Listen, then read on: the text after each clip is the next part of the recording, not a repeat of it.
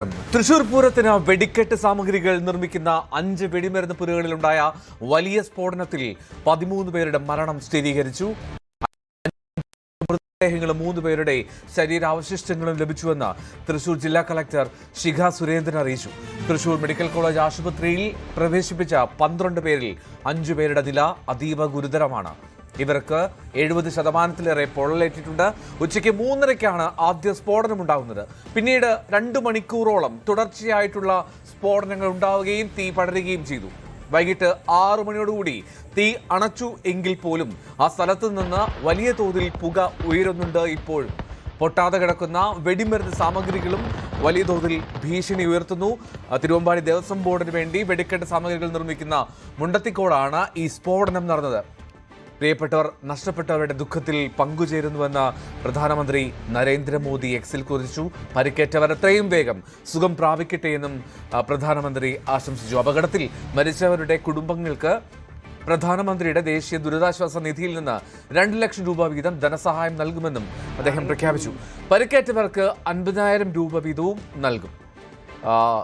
ഹൃദയഭേദകമാണ് സാഹചര്യമെന്നായിരുന്നു ലോക്സഭാ പ്രതിപക്ഷ നേതാവ് രാഹുൽ ഗാന്ധിയുടെ പ്രതികരണം. രക്ഷാപ്രവർത്തനങ്ങൾ വേഗത്തിലാക്കാനും പരിക്കേറ്റവർക്ക് അടിയന്തര വൈദ്യസഹായം ലഭ്യമാക്കാനും സർക്കാർ നടപടി സ്വീകരിക്കണമെന്ന് രാഹുൽ ആവശ്യപ്പെട്ടു. എന്നാലും വലിയ തോതിൽ നാടിനെ നടുക്കിയ ദൃശ്യങ്ങൾ, സംഭവങ്ങളാണ് തൃശ്ശൂരിൽ ഇന്നുണ്ടായത്. നമുക്ക് പ്രതികരണങ്ങൾ കേട്ട ശേഷം വിശദ വിവരങ്ങൾ തത്സമയം തൃശ്ശൂരിൽ നിന്നും എടുക്കാം.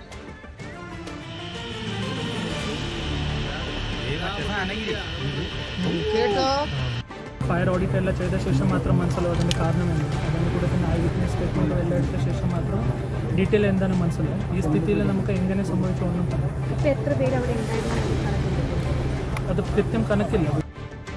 ഫയർ ഓഡിറ്റ് എല്ലാം ചെയ്ത ശേഷം മാത്രം മനസ്സിലാവും അതിൻ്റെ കാരണമെന്ന്. അതിൻ്റെ കൂടെ തന്നെ ഐ വിറ്റ്നസ് സ്റ്റേറ്റ്മെൻറ്റ് എല്ലാം എടുത്ത ശേഷം മാത്രം ഡീറ്റെയിൽ എന്താണ് മനസ്സിലാവും. ഈ സ്ഥിതിയിൽ നമുക്ക് എങ്ങനെ സംഭവിച്ചു ഒന്നും പറയാം.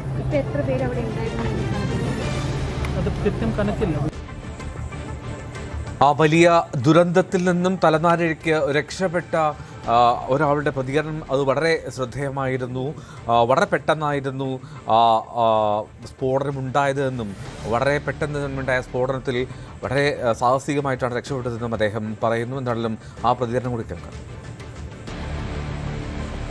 2-3 ഷെഡ് അത് 3 അപ്പുറത്ത് വേറെ ഉണ്ടോ? പിന്നെ ഒരു ഷെഡ് ആ പാടത്തിന്റെ അറ്റത്ത് ഉണ്ട്. അത് അവിടെ ഉണ്ടോ ഇല്ലെന്ന് അറിയില്ല. അതിൽ കുറച്ച് മരുന്നുകൾ സ്റ്റോക്ക് ഉണ്ട്, അതൊക്കെ അറിയില്ല. 2:40 ഉള്ളിൽ പെട്ടെന്നുള്ള ചൂടുകൊണ്ട് ആയിരിക്കണം ഈ ഞാൻ നിൽക്കുന്നിടത്ത് തീ കത്തിയിട്ടുണ്ടാവും. ചൂട് കാരണം ഞാൻ തിരി എടുത്തിടുക ഇങ്ങനെ ഒരു ട്രിപ്പ് മറിച്ചിട്ട് കഴിഞ്ഞാൽ തിരി പെട്ടെന്ന് ഉണങ്ങും. അപ്പോഴാണ് പെട്ടെന്ന് ഒരു 5 മീറ്റർ അകലെ എന്നൊരടി ഇതെന്തേ നമുക്ക് ഞാൻ മറിയുമ്പോഴേക്കും ഞാൻ ഇട്ട തിരിയൊക്കെ കത്തി. പിന്നെ എനിക്ക് മനസ്സിലായി ചലിച്ചു. ഞാൻ ഓടുമ്പോഴേക്കും ഈ ഇവിടെ നർവ് ഷെഡ് പൊട്ടി. അപ്പോഴേക്കും ഇവിടെ പൊട്ടി ഈ നർവ് ഷെഡ്. അങ്ങനെ 2 കണ്ടും മറിയുമ്പോഴേക്കും സ്റ്റോറും പൊട്ടി. പിന്നെ ഞാൻ നിന്നില്ല, ഞാൻ പറഞ്ഞില്ല. പിന്നെ ഞാൻ തിരിച്ച് പെണ്ണുങ്ങളെടുത്തേക്ക് വന്നെ എടുത്തു ഓടി. മലയാളികളല്ലാതെ ഇല്ലില്ല, ഒക്കെ നമ്മൾ മലയാളികളാണ്. വേറെ പുറമെന്ന് അങ്ങനെ ഇങ്ങനെയൊന്നുമില്ല. ഏറ്റവും വലിയ ഒരു വിഷമം എന്താ വെച്ചാൽ നമ്മൾ ഉപയോഗിക്കാൻ പറ്റാത്ത ഒരു കെമിക്കലും മറ്റേ നിയമത്തിന് വിരുദ്ധമായിട്ടില്ല. അത് 99% ഈ തീ പോലുള്ള വേര് ചൂടായിട്ട് ഈ തിരി അല്ലെങ്കിൽ കടിമരുന്ന് തീ ഓൾറെഡി വെയിറ്റില്ലോ. തൃശ്ശൂർ പൂരത്തിനുള്ള എല്ലാ സാമഗ്രികളും ആ സാധനങ്ങളാണ് എല്ലാം. ഒരുവിധം സാമ്പിളിന് എല്ലാ സാധനങ്ങളും പൊതിഞ്ഞ് യാതൊരു കുഴപ്പമില്ല. ഇനി നാളത്തെ കഴിഞ്ഞാൽ നാളെ വൈകുന്നേരം ആകുമ്പോൾ സാമ്പിളിൻ്റെ ലോഡ് ചെയ്യാം. ഒരു വെപ്പറോൾ അതിലേക്കുള്ള സാമഗ്രികളെല്ലാം ഇപ്പോൾ എല്ലാ കാര്യം ഒരു വെപ്പറോളല്ലാതെ വളരെ ഭംഗിയായിട്ട് ചെയ്തു കഴിഞ്ഞു. പക്ഷെ അതെല്ലാം ഇപ്പോൾ വെടിക്കെട്ടിൽ പോയി എന്നല്ലേ, എല്ലാം പോയി. ഇത് എന്താവും കാരണം തോന്നുന്നത്? കാരണം 99% ഈ കളത്തിൽ തിരിയാണ് ഞാൻ നിൽക്കുന്നിടത്ത് കത്തിയത്. ഒന്നിങ്ങെ ചൂടിന് ലെൻസ് പോലെ ഇതുമ്പോൾ ചെന്ന് അടിച്ചിട്ടാവണം. കാരണം ഈ കടിമരുന്ന് കാരണം ഇത് വെയിലത്ത് കിടന്ന് ഉണങ്ങണം. അതെന്താ ഓൾറെഡി ചെയ്യണം. അപ്പം ഞാൻ നിൽക്കുന്നിടത്ത് ഈ പെട്ടെന്നൊരു തീ പോലെ വന്ന് അടിച്ചതിൻ്റെ പേരാണ് ഞാൻ പറയുന്നത്. അത്ര മാത്രം അറിയുന്നു. കാരണം എൻ്റെ ഈ കളത്തിൽ കിടക്കുന്നിടത്ത് തിരി മാത്രമല്ല, തിരി കത്തിയത്. അതിപ്പോൾ എത്ര ചൂടായാലും ഏത് വേനൽക്കാലത്ത് തിരി വെയിലത്ത് കിടന്ന് ഉണങ്ങണം.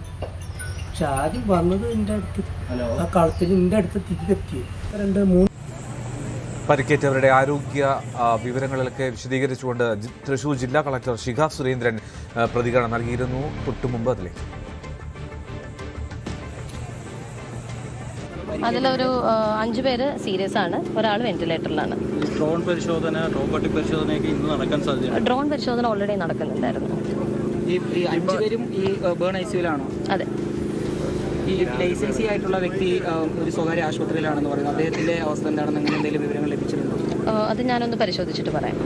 എല്ലാവരും ഈ പ്രദേശത്തുള്ള ആളുകൾ തന്നെയാണോ, തൊഴിലാളികളെല്ലാം? അതിന്റെ കാറ്റഗറി തിരിച്ചിട്ടുള്ള കണക്ക് നമ്മൾ എടുത്തിട്ടില്ല. എല്ലാവരും ഈ പ്രദേശത്തുള്ള ആളുകൾ തന്നെയാണോ, അതോ ദൂര സ്ഥലങ്ങളിലുള്ള? അതെല്ലാം നമുക്കിനി ആളുകളെ തിരിച്ചറിഞ്ഞ് റിലേറ്റീവ്സിന്റെ അടുത്തൊക്കെ സംസാരിച്ചിട്ട് മാത്രമാണ് ഫർദർ ഡീറ്റെയിൽസ്.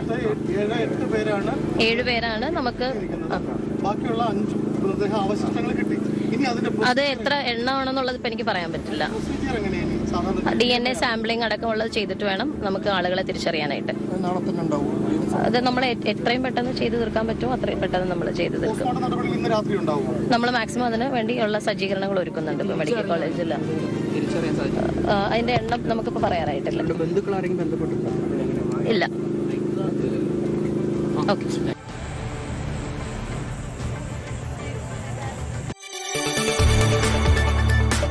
കൂടുതൽ വാർത്തകൾക്ക് news 18 Keralam YouTube channel subscribe ചെയ്യുക.